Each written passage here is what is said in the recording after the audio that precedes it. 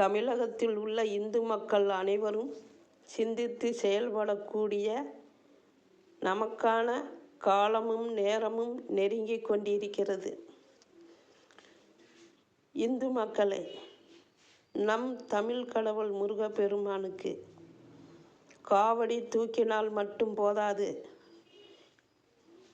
அலகு குத்தினால் மட்டும் போதாது, கையில் தீச்சட்டி ஏந்தினால் மட்டும் போதாது.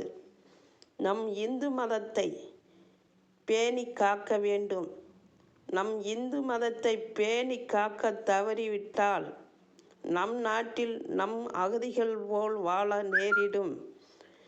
இந்து மக்களே, நமக்கான நேரம் நெருங்கி கொண்டிருக்கிறது. நம் மதத்திற்கு எதிராக செயல்படும் தீய சக்தி திமுக நம் இந்து மதத்திற்கு எதிராக தொடர்ந்து தீய செயல்களை புரிந்து கொண்டிருக்கிறது. நம் மத வழிபாட்டை வழிபட முடியாத அளவிற்கு முற்றிலும் தடை செய்கிறது.